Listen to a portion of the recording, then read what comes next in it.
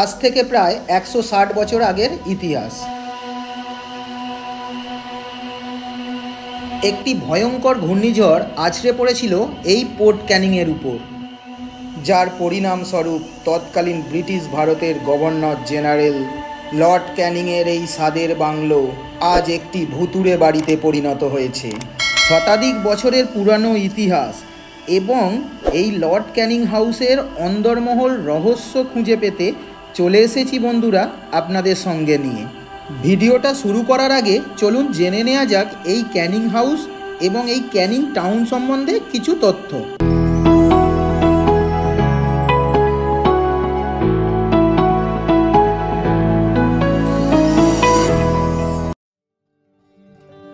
পশ্চিমবঙ্গের দক্ষিণ 24 পরগনার মাতলা নদীর তীরে তৎকালীন ব্রিটিশ প্রশাসক লর্ড ক্যানিং এই বৃহৎ অট্টালিকাটি নির্মাণ করেন, যা আজ লর্ড ক্যানিংয়ের বাংলো বাড়ি নামে পরিচিত। স্থানীয় মানুষদের কাছে এটি হলো একটি ভুতুড়ে বাড়ি। কিন্তু কেন এই অপবাদ? আজ ইতিহাসের সেই সত্য কাহিনী আপনাদের সামনে তুলে ধরব। সড়কপথে এই স্থানটি কলকাতা থেকে মাত্র 55 কিলোমিটার দূরে। চাইলে আপনারা শিয়ালদা থেকে ক্যানিং লোকাল ধরে সরাসরি পৌঁছে যেতে পারেন ক্যানিং রেল স্টেশন। এখান থেকে সুন্দরবন বেশি দূরে নয়। ব্রিটিশ ভারতের প্রথম ভাইসরয় লর্ড ক্যানিংয়ের নাম অনুসারেই এই এলাকাটির নামকরণ করা হয়। প্রথম দিকে ইউরোপীয় বাণিজ্য জাহাজ কলকাতার নদীপথে আসার পর হুগলি নদী হয়ে উঠেছিল বাংলার বাণিজ্যের প্রাণ। 1853 সালের প্রথম দিকে বেঙ্গল চেম্বার অফ কমার্স ভারতীয় ব্রিটিশ গভর্নরের কাছে একটি চাঞ্চল্যকর রিপোর্ট প্রেস করলো। তাতে বলা হয়েছিল পলি পড়ে হুগলি নদীর নাব্যতা ক্রমশ কম হয়ে যাচ্ছে, সুতরাং বাণিজ্যের জন্য এই নদী ও তীরবর্তী বন্দর শীঘ্রই অচল হয়ে পড়বে। আর এদিকে ঠিক তখনই সারা দেশময় চলছে সিপাহী বিদ্রোহ। লর্ড ক্যানিং তখন ছিলেন ভারতের গভর্নর। তিনি কড়া হাতে বিদ্রোহ দমন করে সুন্দরবনের মাতলা ও বিদ্যাধরী নদীর সংযোগস্থলে একটি আদর্শ বন্দর গড়ার পরিকল্পনা করলেন, যার নামকরণও হয়ে গেল ক্যানিং পোর্ট। 20টি জেটিঘাট তৈরির পরিকল্পনা করা হয়েছিল এই ক্যানিংয়ে। এক্ষেত্রে সরকার প্রায় 4.5 লক্ষ টাকা বরাদ্দ করেছিল। এরপর বন্দর নির্মাণের সব কাজ তদারকি করবার জন্যে ক্যানিংয়ের এই বাংলোটি হয়ে উঠল পোর্ট অফিস। সস্ত্রীক লর্ড ক্যানিং বহুবার এই বাড়িতে এসে রাত কাটিয়েছিলেন। লর্ড ক্যানিংয়ের স্ত্রী ছিলেন অসাধারণ সুন্দরী, নাম স্যার লর্ড ক্যানিং। তিনি খুব ভালো ছবিও আঁকতে পারতেন। এই জলে জঙ্গলের দেশ সুন্দরবনে এসে প্রকৃতির প্রতি মুগ্ধ হয়ে প্রেমে পড়ে গিয়েছিলেন তিনি। আর এই বাড়িতে বসেই ক্যানিং পত্নী শার্লট সুন্দরবনের বহু অসাধারণ সৌন্দর্য তার ক্যানভাসে ফুটিয়ে তুলেছিলেন, যা আজও ইংল্যান্ডের রাজপ্রাসাদের অন্দরে শোভা পায়।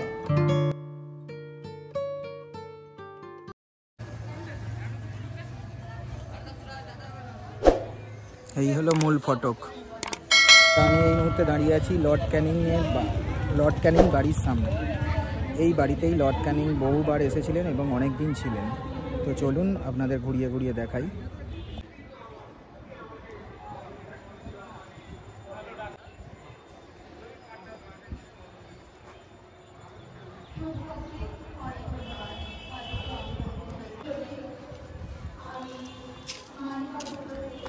ভিডিও করুন।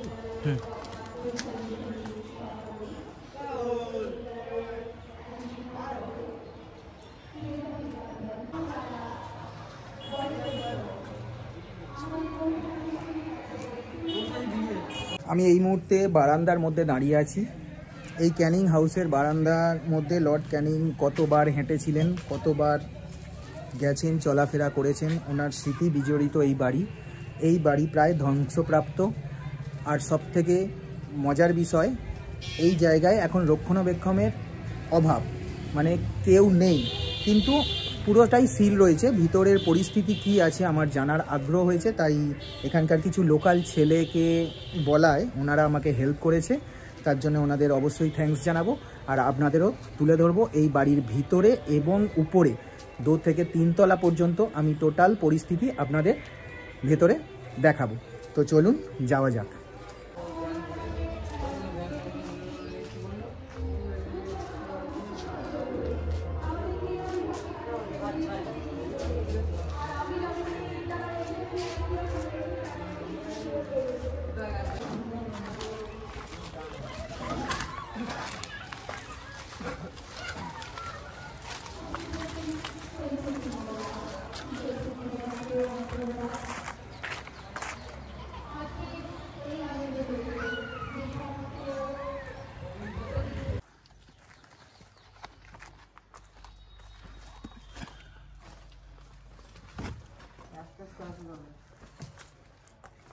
তুমি খালি আমার দিকে তাকাবে না।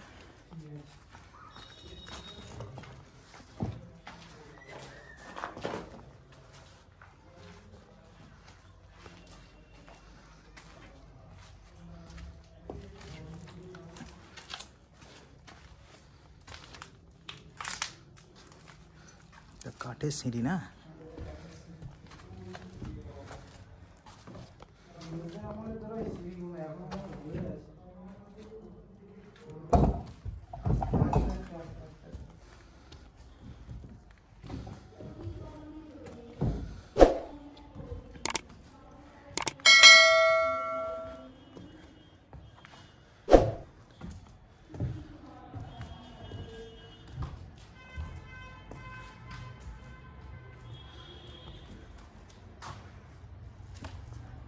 এই তলাটাই তো শুধু দিকে করে নিচ্ছি।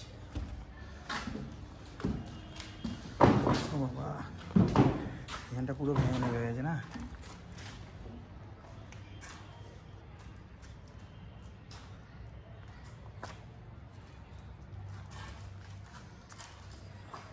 জলটা খাবো একটু।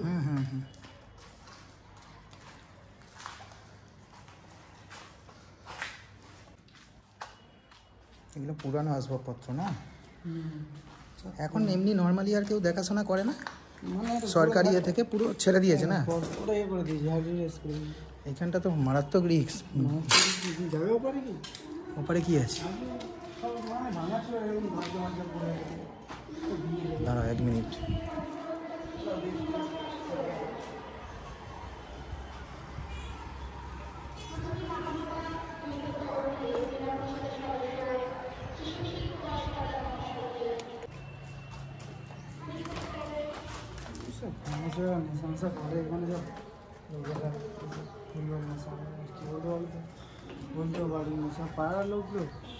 পাড়ার লোককে বলা না, এমনি পুরোই কিছুই নেই, আর কিছু নেই, যা ছিল সব ভেঙে ছুটে।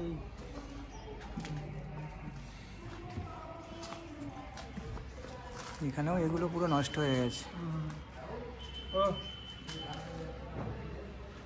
100 টাকা দেবো, দাঁড়া।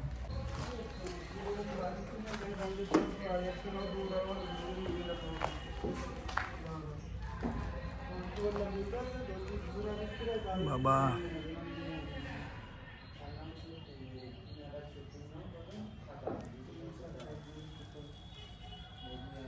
এই মুহূর্তে আমি দোতলায় দাঁড়িয়ে আছি। তো দেখুন যে পরিস্থিতি, আপনাদের টোটালটাই ঘুরিয়ে দেখাচ্ছি।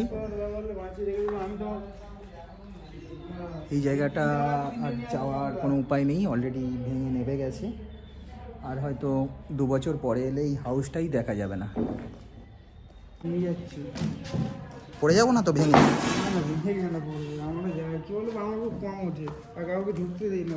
অর্থদা আছে না, অর্থদা তোকে ছেড়ে না হয়তো মানে সভাপতি আমাদেরকে নিয়ে যা বলে গেছে, মানে আমাদেরকে দায়িত্ব দিয়েছি, মানে কোনো বাইরের লোককে ঢুকতে দিবি না ভেতরে। আচ্ছা আচ্ছা, তার জন্য আমরা সামনে দরজা মরজা সব বন্ধ করে রেখে দিয়েছি, ভাঙা দরজা না সব। কিচ্ছু নেই তো, কিছু নেই। ওপরে চল, ওপরে যে সিঁড়ি আছে ওখান থেকে। এখানে তো সিঁড়ি শেষ। সিঁড়ি আছে, চলো না ভেতরে। আচ্ছা, না না,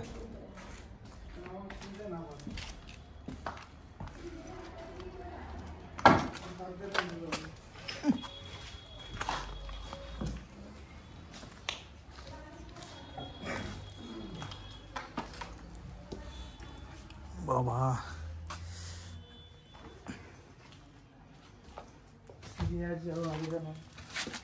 লাইটটা জ্বালানো হলো, ফ্ল্যাশটা ফ্ল্যাশ ধরবি।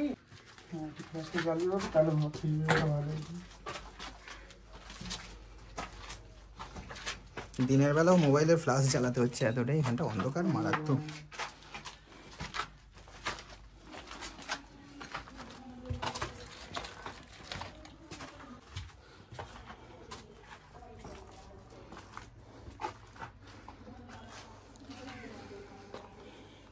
ইটগুলো দেখুন, আমি একদম আছি ক্যানিং হাউসের ছাদে।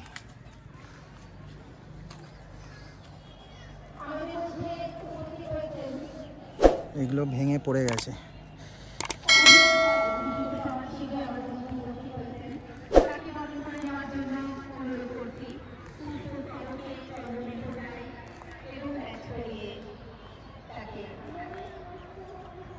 ক্যানিং হাউসের আমি ছাদে দাঁড়িয়ে আছি এই মুহূর্তে, একদম টপ ফ্লোর। দেখুন চারদিকে ভেঙে গেছে, যাওয়াটা খুবই রিস্কি ব্যাপার, এই জায়গা দিয়ে যাওয়া সম্ভব নয়। যতটা পারছি আপনাদের সামনে তুলে ধরছি। এখানটা তো এগোনেই যাবে না।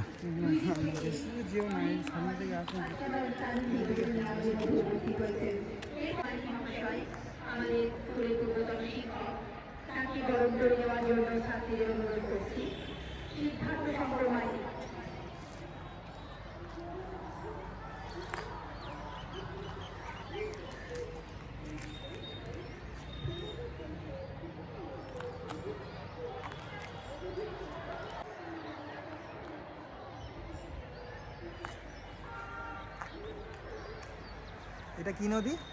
নদী এমনি মালদা নদী। আচ্ছা, আমার নদী বলতে নদীটা বড়ই ছিল, মাটি ফেলে দিচ্ছি। পুরো তো দেবে গেছে, খুব চারদিকে ভেঙে গেছে। রিস্ক, খুব রিস্ক। চলো এবার আস্তে আস্তে নাবি। হ্যাঁ, একটু আস্তে আস্তে নেবো, লাইটটা হালকা করে জ্বালিয়ে নাও। এগুলো কি পুরানো সিঁড়ি না পরে করা হয়েছে? না না, সব পুরোনো হয়ে গেছে সিঁড়ি, করে আমলের সিঁড়ি। কিরকম ভাবে বানিয়েছে ঘরটা, কত একটা ঘরের মধ্যে কত ঘর বলো তো। ঘরটা সংরক্ষণ হলো না কেন, আমি ওটাই বুঝতে পারলাম না।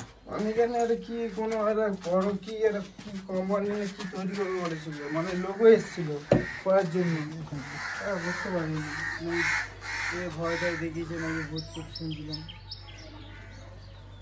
পাইপটা একজনের পা ভেঙে গেছে করে।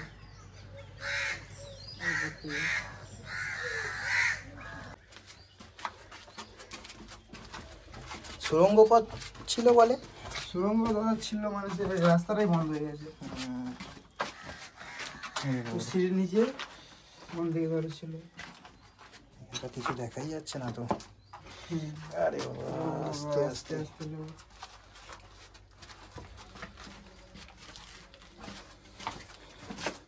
কোনটা দিয়ে এলাম? এইটা দিয়ে?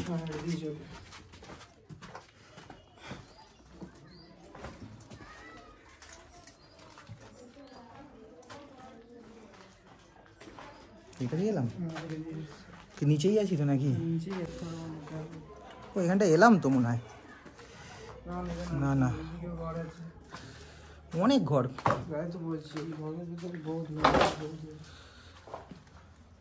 বাবা দাঁড়া, মোবাইলের ফ্ল্যাশটা জ্বালি।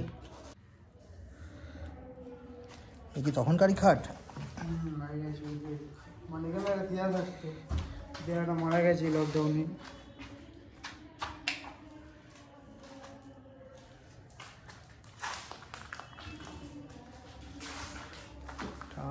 এটা তো ভালো আছে এখনো। এখানে বহুত কি ছিল, বহুত কিছু সব কারা ভাঙলো? এই কাজ সব কি বলো দাদা, এসব বাইরের ছেলেরা এসে নেশা করে তো, ওরা এসব চুরি করে দিয়ে চলে যাবে।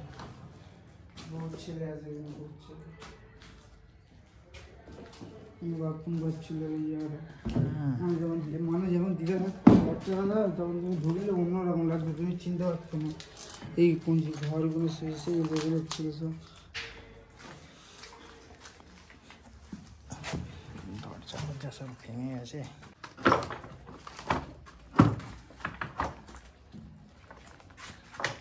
ও ম্যাডাম ঢুকে না,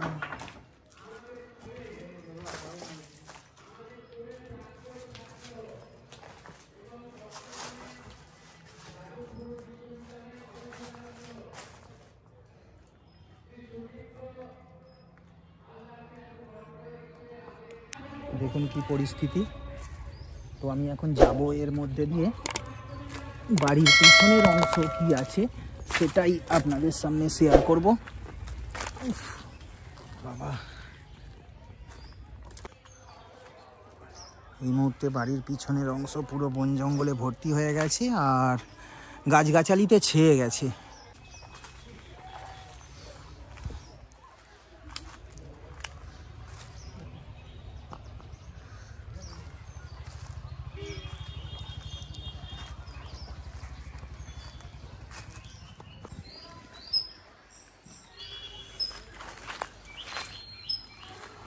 এখানে সুড়ঙ্গ টাইপের কিছু ছিল, দেখুন বন্ধুরা, জুম করে দেখাই আপনাদের। ভেতরে কিন্তু স্পষ্ট খালি চোখে দেখা যাচ্ছে, অনেকটা স্পেস আছে।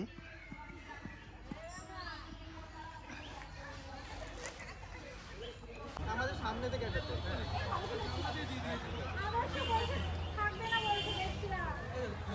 আরে আমি থাকতে পারবো না।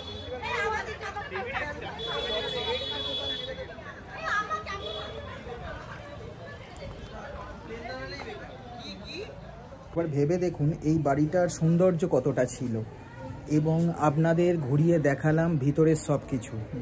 এই মুহূর্তে কিন্তু ভিতরে ঢোকা যায় না, অনেক কষ্ট করে আপনারা দেখলেন কতটা করে আমি ভেতরে ঢুকেছিলাম, এমনকি পুরো ছাদ অবধি গিয়েছিলাম, কিন্তু পরিস্থিতি খুবই খারাপ।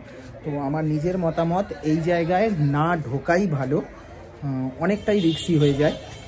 তো ভিডিওটা কেমন লাগলো অবশ্যই কমেন্ট করে জানাবেন, পাশে থাকবেন আর চ্যানেলটা সাবস্ক্রাইব করতে ভুলবেন না। এরকম অনেক ভালো ভালো ভিডিও আপনাদের সামনে আনতে চলেছি।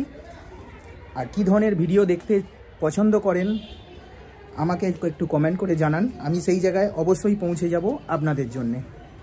তো চলুন, আজকের মতো টাটা।